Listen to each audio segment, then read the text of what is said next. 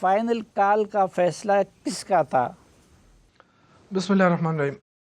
دیکھیں، جو پارٹی کی طرف سے اعلانیہ ہوا اس میں تو یہ کہا گیا کہ عمران خان صاحب نے یہ کال دی ہے 24 نومبر کی، اور اس میں پورا پاکستان نکلے اور پرامن احتجاج کرے۔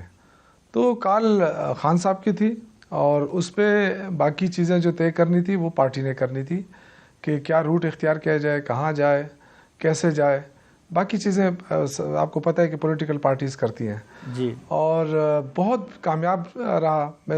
میرے خیال سے پاکستان کی ہسٹری میں اتنا بڑا احتجاج میں نے تو نہیں دیکھا ہے کم از کم، اور بڑا پرامن ہو کے گیا، یہاں سے لے کے پشاور سے لے کے ڈی چوک تک پہنچا۔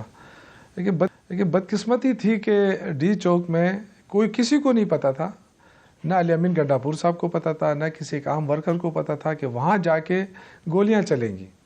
تو جو باقی چیزیں خراب ہوئی ہیں وہ ان کی جو حکومت کا جو رویہ تھا اس رویہ کی وجہ سے خراب ہوئی صورتحال، ورنہ اس سے پہلے بھی ڈی چوک میں جلسے احتجاج ہوتے رہے، دھرنے ہوتے رہے، یہ کوئی نو گو ایریا تو نہیں تھا۔ لیکن آئی ڈونٹ نو، مجھے نہیں پتا کہ اس حکومت نے کیوں اس طرح کا جو ایگریسو موڈ اختیار کیا اور ایک جمہوری انداز سے ہٹ کر ایک پرامن مظاہرین کے اوپر اس طرح وحشیانہ حملہ کیا اور لوگوں کو مارا، ان کو زخمی کیا، اور پھر اس کے بعد انہوں نے بڑے اس کے ترم تراک وہ کہتے ہیں نا رونت کے ساتھ انہوں نے اس کو جشن منایا کہ جی ہم نے دہشت گردوں کو یہاں سے بھگا دیا۔ تو اب مجھے یہ نہیں پتا ہے کہ یہ دہشت گرد جو ہے ہر پولیٹیکل پارٹی کے ورکر دہشت گرد ہوں گے، یہ جو حکومت میں بیٹھے لوگ ہیں کیا ان کے اندر کوئی بھی کوئی دل گردہ کچھ بھی نہیں ہے؟ جو لوگ مرے ہیں، ان کی جو فیملیز تباہ ہوئی ہیں، ان کا کوئی ان کو احساس ہے یا نہیں ہے؟ صرف اس میں جشن منانا ہے کہ جی ہم نے دھرنا ختم کر دیا۔ تو دھرنا تو پرامن تھا۔ کوئی ایک واقعہ ہمیں بتا دیں کہ ہمارے ورکروں نے کوئی کسی املاک کو نقصان پہنچایا، کوئی ڈائریکٹلی کوئی وہاں تو جب ہمارا ریلیہ پہنچا تو اس کے بعد تو فوجوں نے ہاتھ ملائے، وہاں پہ جو رینجرز کھڑے تھے انہوں نے استقبال کیا، ہاتھ ملایا، اور ہاتھ ملانے کے بعد وہ غائب ہو گئے۔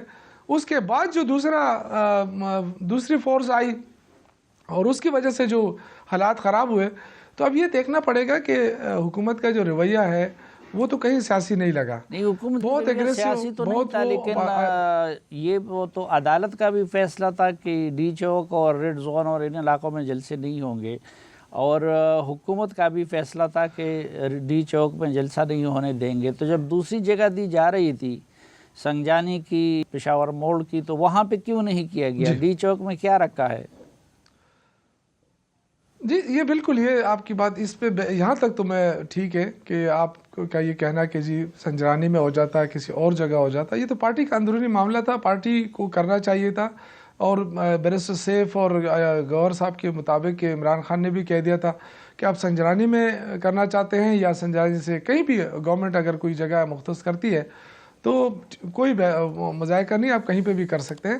لیکن وہ تو خیر ہماری جو پارٹی کی قیادت کی جو وہ تھی، غفلت کہوں گا یا سستی تھی، جو بھی تھی، کہ انہوں نے بروقت فیصلہ نہیں کیا، اور میرے خیال سے ہمیں پولیٹیکل اپروچ کے ساتھ آگے بڑھنا چاہیے تھا، اور اس کے ساتھ بڑھنا چاہیے تھا کہ ہمیں حکمت عملی، کوارڈینیشن، مشاورت، یہ ساری چیزیں ہونی چاہیے، کیونکہ تاریخ کا سب سے بڑا وہ تھا یہ اظہار تھا۔ لوگ تو نکلے تھے نا، ورکر نکلے ہیں، بڑے جذبے کے ساتھ نکلے ہیں، اور پھر بھی نکلیں گے۔ مطلب یہ نہیں ہے کہ وہ اب یہ کہے کہ جی ہم نے ختم کر دیا، پارٹی ختم شد نہیں ہے۔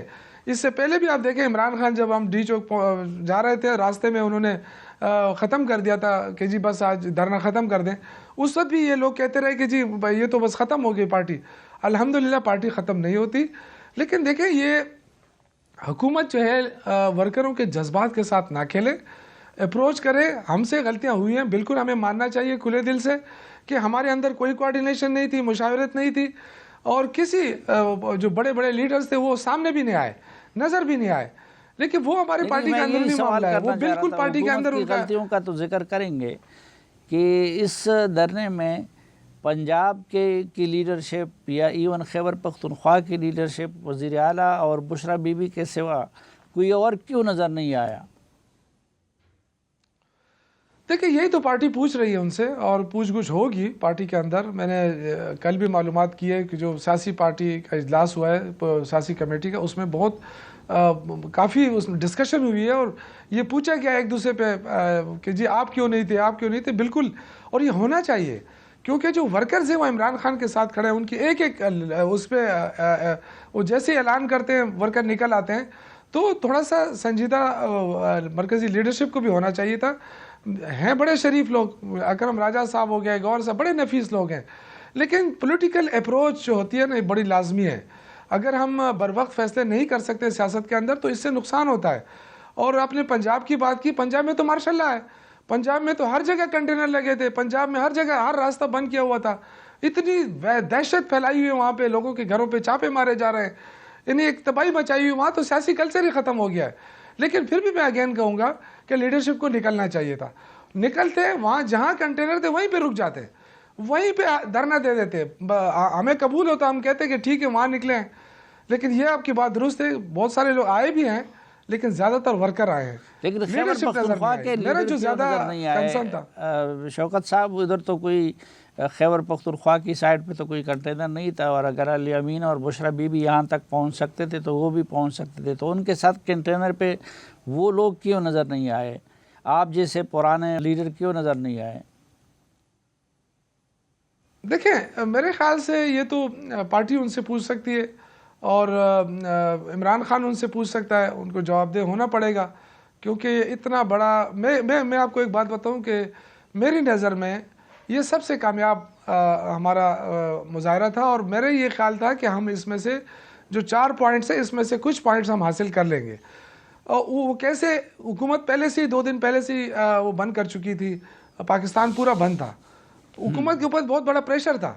اگر ہم جہاں کنٹینر لگے ہوئے تھے اٹک کے پاس, اگر ہم وہیں پہ رک جاتے, وہاں بیٹھ جاتے, سٹ ان کر لیتے, تو میرا یہ خیال ہے کہ گورنمنٹ گھٹنے ٹیک دیتی. ہمیں ڈی چوک جانے کی ضرورت ہی نہیں تھی. ٹھیک ہے, ایک حکومت جو پولیٹیکل پارٹی ہوتی ہے وہ حکمت کے ساتھ اپنے فیصلے کرتی ہے, مشاورت کے ساتھ کرتی ہے. تو یہاں پہ مجھے مشاورت نظر نہیں آئی. میں جو زیادہ کنسرن رہا ہوں کیونکہ ہمارے ساتھ ورکر تھے, مجھے اپنے ورکروں کے بارے میں بہت کنسرن ہے. جو لوگ شہید ہوئے ہیں ان کی فیملیز, میں کل گیا ہوں اپنے شانگلہ میں جہاں ایک بچہ شہید ہوا ہے, میں اس کے گھر پہ گیا, اس کی فیملیز کو دیکھا, جو زخمی ہیں ان سے مل رہا ہوں. تو یہ چیزیں ہیں کہ ہم نے ان کو اس لیے تیار نہیں کیا تھا کہ آپ جائیں گے وہاں پہ ڈی چوک میں آپ کو گولیاں لگیں گی اور آپ نے کھڑے ہونا ہے. یہ ہم نے نہیں سے, ہمارے تو پولیٹیکل ورکر تھے. جو الزام یہ لگایا جا رہا ہے کہ ان کے پاس اسلحہ تھا, ان کے پاس شیلنگ کے وہ سامان تھی, تو بتائیں نا کون سے شیلنگ کے سامان تھی. غلیل کچھ جگہوں پہ میں نے دیکھی ہے, غلیل وہ جو ٹی وی چینلز پہ دکھا رہے, ہم نے نہیں دیکھے تھے. لیکن بہرحال جو بھی ہے, میرے خیال سے حکومت کو اتنا ہارش رویہ نہیں اختیار کرنا چاہیے. پاکستانی ہیں, انہی کے ٹیکسوں کے پیسوں سے یہ ساری چیزیں خریدی جاتی ہیں, فورسز کو تنخواہیں ملتی ہیں. تو یہ جو ہے نا یہ ان لوگوں کی حفاظت کے لیے قابل مذمت ہے. اگر حکومت نے گولی چلائی ہو تو اس کی جتنی بھی مذمت کی جائے کم ہے, اور یا اگر فائرنگ سے کوئی مرا ہو تو یقیناً قابل مذمت ہے اور روایات کے خلاف ہے. لیکن وہاں سے نکلتے ہوئے بھی تو وہ تو الجہاد کے نعرے لگ رہے تھے نا. دیکھیں یہ انڈیویجول وہ ہے, یہ کوئی پارٹی کی پالیسی نہیں ہے. میں نے اس وقت بھی کہا تھا جب ایک بچہ اٹھا, اس نے اس طرح کے نعرے لگائے سی ایم ہاؤس میں, تو میں نے ادھر بھی کہا کہ اس کو بٹھاؤ, کیونکہ یہ ہماری پالیسی نہیں ہے. ٹھیک ہے الجہاد کا کہنا کوئی جرم نہیں ہے, نہ کوئی ایسی چیز ہے کہ غلط ہے, نہ کسی مودی کو آواز دینا ہے, نہ کسی اور چیز کو آواز دینی ہے. لیکن ٹھیک ہے ہم پالیٹکس کرتے ہیں, پالیٹکس میں ہمارے ساتھ یہ بھی کہا گیا کہ ہم واپس نہیں لوٹیں گے, ہمارے جنازوں کو واپس لایا جائے گا, یہی بات کی جا رہی تھی. دیکھیں یہ ہوتا ہے رد عمل. آپ کے جو فیڈرل منسٹرز ہیں, بدقسمتی سے آپ دیکھیں کہ ان کے رویوں کو دیکھیں, ایک دن میں 4-5 فیڈرل منسٹر اور 2-3 پنجاب کے منسٹر پریس کانفرنسیں کرتے ہیں, اور وہ چیلنج کرتے ہیں آپ اٹک پار کر کے دکھائیں, آپ ڈی چوک آ کے دکھائیں, ہم یہ کر دیں گے وہ کر. یہ جو ایٹیچیوڈ ہے حکومت کا, اگر یہ نہ ہوتا تو اتنا بڑا رد عمل بھی نہ آتا. یہ الفاظ کی گولہ باری ہے. میں یہ نہیں سمجھتا ہوں, کیونکہ اگر یہ چیزیں ہوتی تو پھر ہمیں بھی اسلحہ دیا جاتا کہ جی ورکروں کو کہ جی آپ اسلحہ لے کر جائیں. تو پھر تو جب ایک طرف فائرنگ ہوتی تو دوسری طرف بھی ہو جاتی, پورا دنیا دیکھ لیتا. لیکن ایسا نہیں تھا, بالکل نہتے تھے. اور یہ پھر بعد میں ان کا یہ کہنا رعونت کے ساتھ کہ دیکھو جی یہ تو بھاگ گئے, تو کیا ہم ان کو کھڑے رہنے دیتے کہ جی آپ یہ گولیاں برس رہی ہیں, آپ کھڑے ہو, جو کوئی بارش تھی کہ بارش میں ہم کہتے ہیں کہ جی نہ جائیں نہ بھاگیں. یہ بالکل غیر نہیں، وہ تو جمہوری بشرا بی بی نے گورنمنٹ کا نظر آیا مجھے. اس روز بھی پختونوں کو غیرت کا حوالہ دے کے کہا تھا کہ کوئی بھی وہاں سے واپس نہیں لوٹے گا اور میں بھی وہاں سے واپس نہیں جاؤں گی. علی امین صاحب بھی یہ کہہ رہے تھے کہ میں بھی وہاں سے واپس نہیں آؤں گا. تو جب وہاں سے یہ رویہ ہو کہ جی ہم کسی صورت کوئی طاقت ہمیں نہیں روک سکتی، تو پھر تو حکومت بھی اپنی طاقت دکھائے گی نا.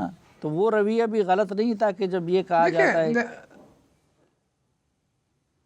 دیکھیں سلیم بھائی، بات یہ ہے نا کہ بشرا بی بی نے ٹھیک ہے لوگوں کو موٹیویٹ کیا، ورکرز موٹیویٹ ہوئے، انہوں نے جو تقریریں کی ورکرز کو میں کافی جذبہ آیا، وہ نکلے. اور بشرا بی بی جو ہے وہ شاید اس لیے بھی نکلی کہ انہوں نے موٹیویٹ کیا تھا لوگوں کو، شاید وہ ان کا خیال تھا کہ میں چلی جاؤں گی وہاں تو لوگ اور بھی وہاں رہیں گے. تو وہاں رہنے کا مقصد یہ تو نہیں تھا نا کہ گولیاں برسیں گی تو آپ وہاں موجود رہیں گے، میں بھی یہاں رہوں گی. یہ پولیٹیکل الفاظ ہوتے ہیں، لیکن بہرحال میں یہ سمجھتا ہوں کہ جو ہماری مرکزی لیڈرشپ ہے فیصلے ان کو کرنے چاہیے تھے. یہ جہاں سے بھی غلطی ہوئی ہے میں کسی اور کو اس کا ذمہ دار نہیں ٹھہراتا، میں اپنی مرکزی لیڈرشپ کو اس کا ذمہ دار ٹھہراتا ہوں کہ ان کے درمیان کوارڈینیشن نہیں تھی. ابھی بھی جو ایک دوسرے کو کہہ رہے ہیں کہ جی آپ یہ تھا، آپ نے یہ کرنا تھا، یہ غلط ہے. ہمیں اس سے سیکھنا چاہیے، ہمیں آگے بڑھنا چاہیے، کیونکہ پولیٹیکل پارٹیز اس طرح ختم نہیں ہوتی کہ ایک دفعہ تشدد ہوا، ظلم ہوا اور پولیٹیکل پارٹی ختم ہوئی. اس طرح پارٹیاں ختم نہیں ہوتی. ہمیں دوبارہ کھڑا ہونا پڑے گا، لیکن ہمیں سیاسی اپروچ اپنانی پڑے گی.